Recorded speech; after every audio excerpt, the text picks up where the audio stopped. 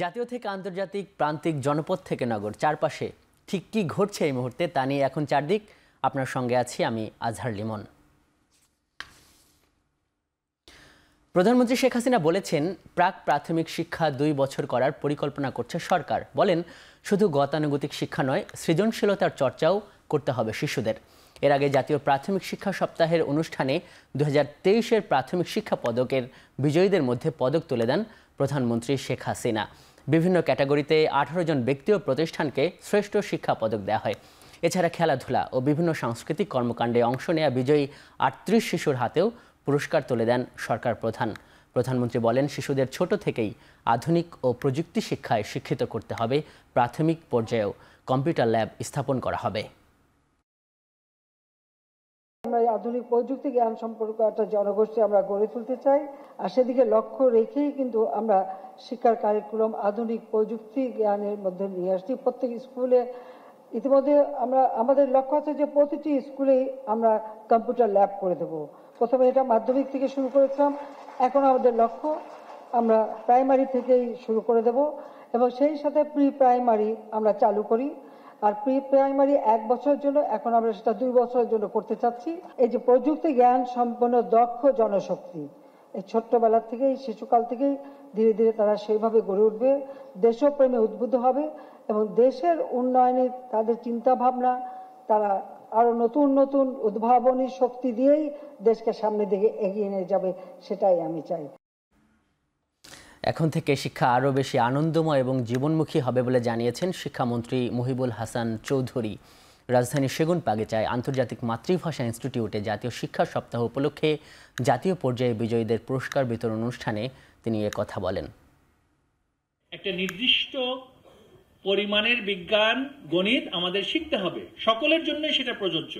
এবং ভাষার দিক থেকে যোগাযোগ সক্ষমতা খুবই গুরুত্বপূর্ণ, সেখানে আমাদের এই রূপান্তরের কাজটা আমরা করছি।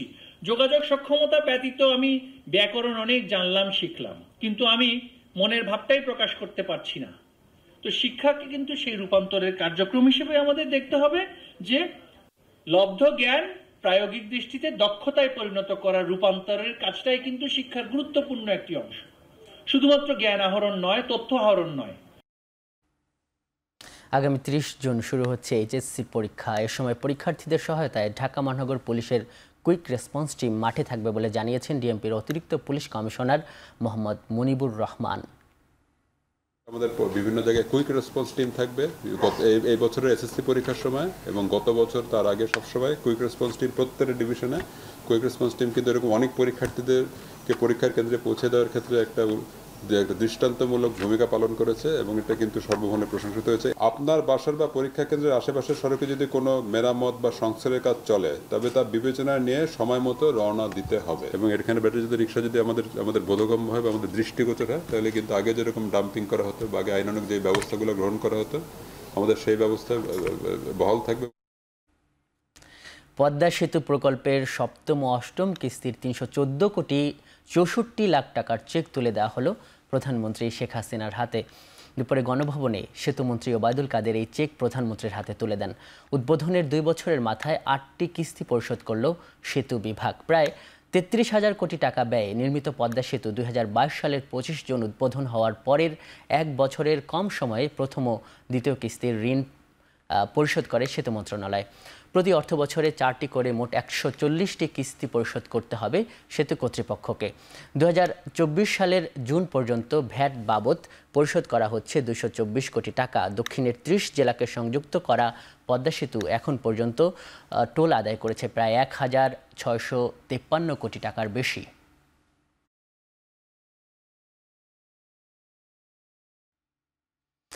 100 কোটি টাকা ছাড়িয়েছে আওয়ামী লীগের দলীয় তহবিল। 21টি ব্যাংক হিসাবে এই টাকা জমা দিয়েছে দলটি।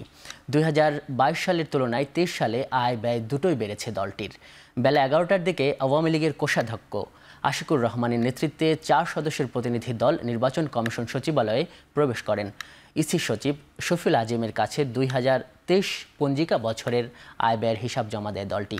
হিসাব বিশ্লেষণ করে দেখা গেছে 2023 সালে দলটির ব্যয় হয়েছে 9,87,36,000 টাকা, যেখানে 2022 সালে ব্যয় ছিল 7,86,64,000 84,000 টাকা। 2023 সালে আয় হয়েছে 27,14,45,000 টাকা। এর আগের বছরের আয় ছিল 10,71,35,000 টাকা। বছর শেষে ব্যাংকে জমা ছিল 90,55,31,000 টাকা। বর্তমানে 100 কোটি টাকা ছাড়িয়েছে আওয়ামী লীগের দলীয় তহবিল।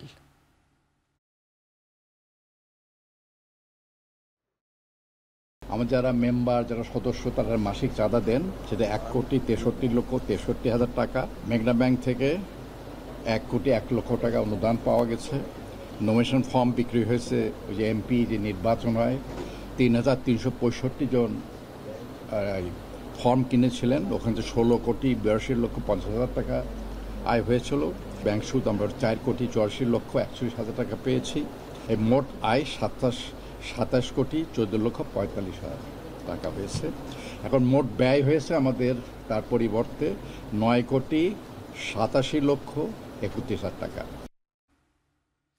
পররাষ্ট্রমন্ত্রী ডক্টর হাসান মাহমুদ বলেছেন, ভারত যেমন বাংলাদেশের বিশ্বস্ত বন্ধু, তেমনি চীন উন্নয়ন সহযোগী।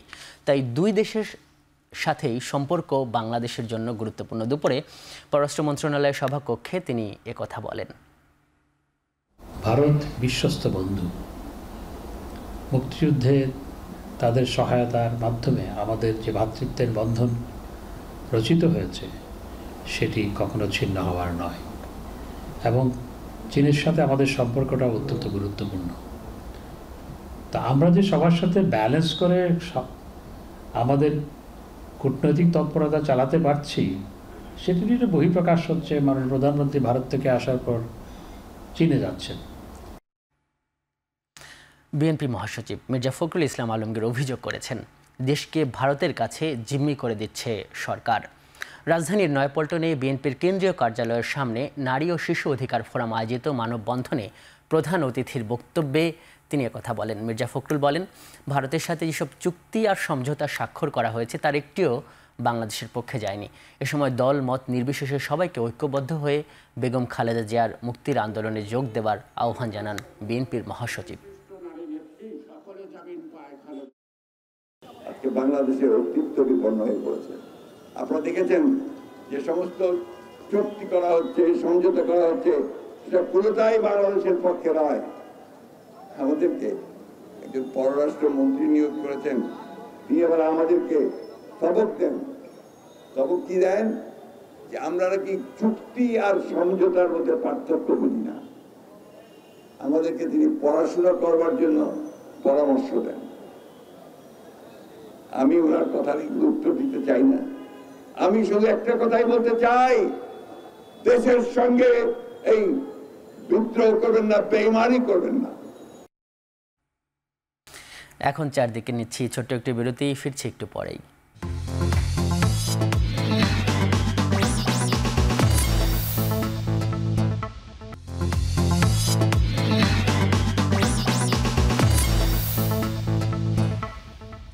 বিরতির পর ফিরে এলাম, দেখছেন এখন চারদিক।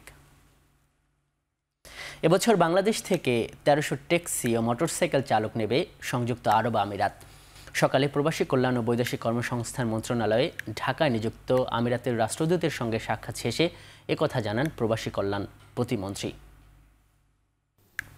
বাংলাদেশ থেকে তারা এখন ট্যাক্সি ড্রাইভার নিবে, মোটরসাইকেলিস্ট নিবে এবং বৎসরে অন্ততপক্ষে কমপক্ষে 2000 একটা অর্গানাইজেশন এইভাবে অন্যান্য সংগঠনে নিতেছে।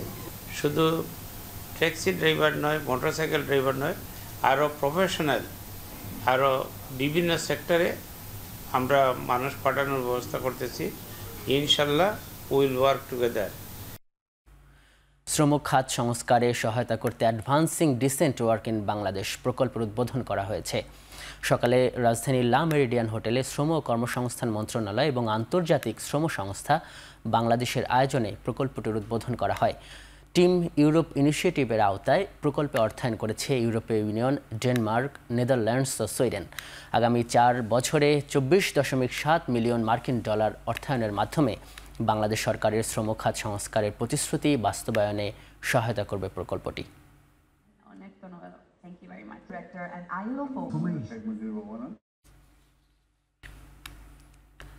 আগের চেয়ে দুর্নীতি কমেছে বলে দাবি করেছেন স্থানীয় সরকার মন্ত্রী তাজুল ইসলাম। তবে দুর্নীতির মাত্রা এমন পর্যায়ে থাকা উচিত না যাতে উন্নয়ন বাধাগ্রস্ত হয়। এদিকে সাদিক এগ্রোর অবৈধ দখল নজরে আসায় ব্যবস্থা নেওয়া হচ্ছে বলেও জানান তিনি। এর আগে সকালে স্থানীয় সরকার বিভাগের আওতাধীন দপ্তর সংস্থার 2024-25 অর্থ বছরে বার্ষিক কর্মসংস্থান চুক্তি হয়। সচিবালয়ে মন্ত্রণালয়ের সভাকক্ষে মন্ত্রণালয়ের আওতাধীন 20টি দপ্তর ও সংস্থার প্রধানরা এই চুক্তি স্বাক্ষর করেন। এ সময় মন্ত্রী বলেন, মাঠ পর্যায়ে প্রকৌশলীদের 0.5% বিরুদ্ধে অভিযোগ পাওয়া যায়, তাদের বিরুদ্ধে ব্যবস্থা নেওয়া হয় বলেও দাবি করেন মন্ত্রী। জলাবদ্ধতা যথেষ্ট কমেছে এবং এখনো কোথাও কোথাও এটার উপস্থিতি লক্ষ্য করা যায়। মাঠ পর্যায়ে আমাদের প্রকৌশলীরা কাজ করেন, তো প্রকৌশলীরা কাজ করতে গিয়ে সেখানে আমরা দেখা যাচ্ছে 0.02%, 5%-এর মধ্যে আমরা এরকম কিছু আইডেন্টিফাই করতে সক্ষম হই। তো তখন তাদের বিরুদ্ধে ব্যবস্থা হয়েছে, সাসপেন্ড করা হয়েছে এবং যার জন্য আমাদের কাজের গুণগত মান বাড়ছে এবং লোকজন সতর্ক হয়েছে। তবে আমরা আপনার পরবর্তীতে তাদেরকে আইডেন্টিফাই করতে সক্ষম হই, এই কথাটা ঠিক না। আমরা কাজের চলমান অবস্থায়ও আমরা এরকম বহু দুর্নীতি অথবা কিছু অনিয়ম আমরা যখন আইডেন্টিফাই করেছি তাদের বিরুদ্ধে ব্যবস্থা নেওয়া হয়েছে। পরিকল্পনা প্রতিমন্ত্রী শহীদুজ্জামান সরকার বলেছেন, অনাচার করে কোনো সমাজ চলতে পারে না, অনাচারের বিরুদ্ধে সবাইকে রুখে দাঁড়াতে হবে।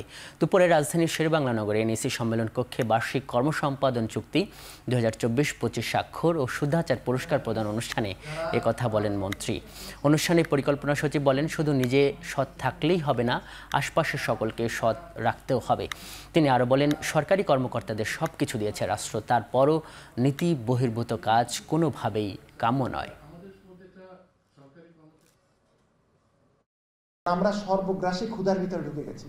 আমাদের চাই আরো চাই, এই চাই আরো চাই থেকে আমাদের বের হতে হবে।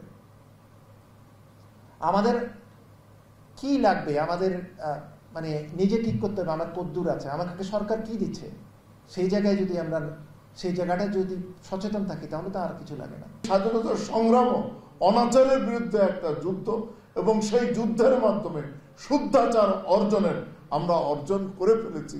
আমরা যেখানে যেতে চাই সেইখানে পৌঁছে গিয়েছি, এই দাবিটি আমরা করছি না, কিন্তু আমাদের পথ চলা অব্যাহত আছে। উচ্চ আদালতের নির্দেশনার পরও নকল ওষুধ বিপণন ও বিক্রি বন্ধ করা যাচ্ছে না।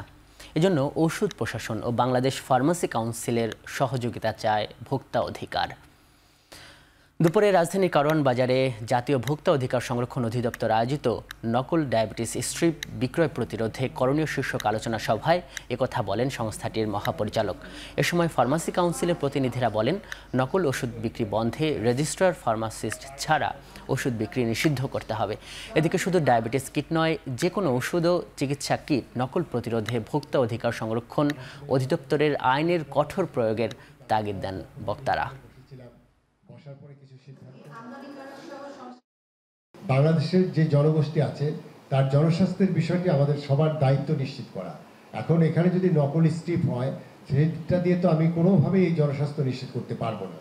বাজার থেকে সমস্ত স্ট্রিপ যেগুলো নকল বা এগুলো উইথড্র করতে হবে এবং থার্ড সিদ্ধান্ত এসেছিল যে যেগুলো উইথড্র করা হয়েছে সেগুলো ধ্বংস করতে হবে এবং এই জন্য একটা কমিটি করে দিয়েছে। এখন চারদিকে নিচ্ছে আরেকটি বিরতি, সঙ্গে থাকুন।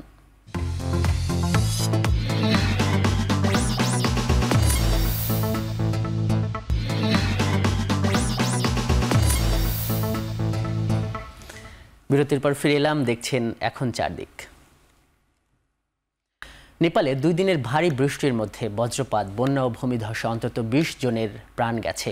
এর মধ্যে বন্যা ও ভূমিধসে 11 জন এবং বজ্রপাতে আরও 9 জনের মৃত্যু হয়েছে। জেলা প্রশাসক বুদ্ধ বাহাদুর গুরং জানিয়েছেন, কাঠমান্ডু থেকে প্রায় 125 কিলোমিটার পশ্চিমে লামজুং জেলায় ভূমিধসে 3টি বাড়ি ভেসে যাওয়ায় 2 শিশুসহ 4 জনের মৃত্যু হয়েছে। এছাড়া নেপালের রাজধানী থেকে প্রায় 500 কিলোমিটার দক্ষিণ পূর্বে মোরাং জেলায় মঙ্গলবার থেকে বন্যায় 4 জনের মৃত্যু হয়। সেখানকার জেলা কর্মকর্তা টেক কুমার রাগবি এ তথ্য নিশ্চিত করেছেন। পশ্চিমে কাস্কি ও পূর্বে নেপালের ভূমিধসে আরও 3 জনের মৃত্যু হয়েছে।